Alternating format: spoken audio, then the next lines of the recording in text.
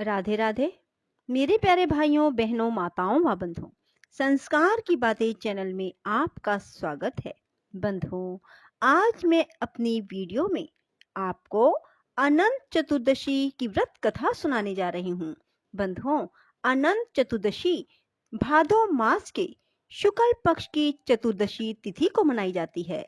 इस दिन भगवान विष्णु की विशेष रूप से पूजा आराधना की जाती है।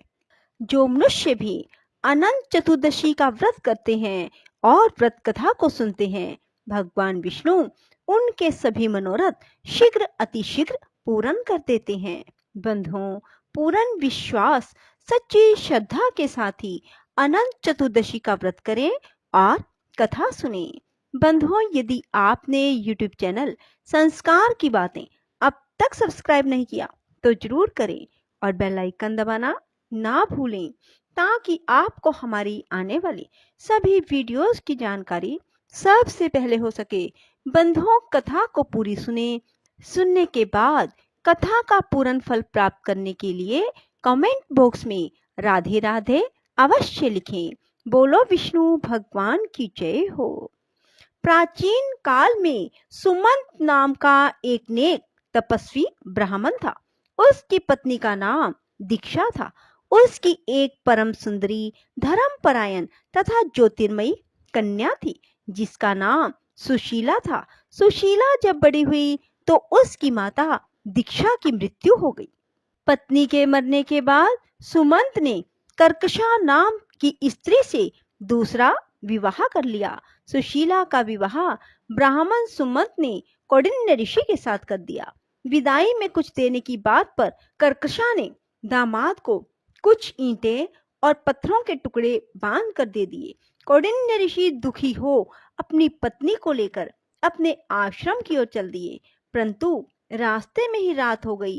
वे नदी पर संध्या करने लगे। सुशीला ने देखा वहां पर बहुत सी स्त्रियां सुंदर वस्त्र धारण कर किसी देवता की पूजा कर रही थी।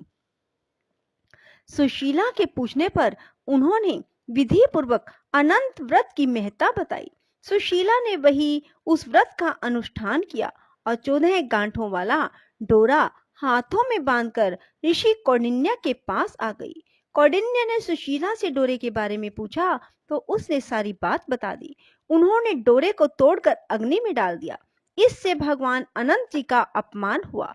परिणामतः ऋषि कौंडिन्य दुखी रहने लगे। उनकी सारी संपत्ति नष्ट हो गई। इस दरिद्रता का उन्होंने अपनी पत्नी से कारण पूछा तो सुशीला ने अनंत भगवान का डोरा जलाने की बात कही। इसके बाद पश्चाताप करते हुए ऋषि कौंडिन्य अनंत डोरे की प्राप्ति के लिए वन में चले गए। वन में कई दिनों तक भटकते भटकते निराश होकर एक दिन भूमि पर गिर पड़े। तब अनंत भगवान प्रकट होकर बोले, हे कौंडिन्य, तुमने मेरा तिरस्कार किया था, उसी से तुम्हें इतना कष्ट भोगना पड़ा। तुम दुखी हुए, अब तुमने पश्चाताप किया है, मैं तुमसे प्रसन्न हूँ। अब तुम घर जाकर विधि पूर्वक अनंत व्रत करो। 14 वर्ष पर्यंत व्रत करने से तुम्हारा दुख दूर हो जाएगा, तुम धन धान्य से संपन्न हो जाओगे। कौंडिन्य ने वैसा ही किया और उन्हें सारे क्लेशों से मुक्ति मिल गई। श्री कृष्ण की आज्ञा से युधिष्ठिर ने भी अनंत भगवान का व्रत किया, जिसके प्रभाव से पांडव महाभारत के युद्ध में विजयी हुए और चिरकाल तक राज्य करते रहे। एक अन्य व्रत कथा। एक बार महाराज युधिष्ठिर ने राजसूय यज्ञ किया। उस समय यज्ञ मंडप का निर्माण सुंदर तो था ही, अद्भुत भी था। वह यज्ञ मंडप इतना मनोरम था कि जल व थल की भिन्नता प्रतीत ही नहीं होती थी। जल में स्थल तथा स्थल में जल की भांति प्रतीत होती थी।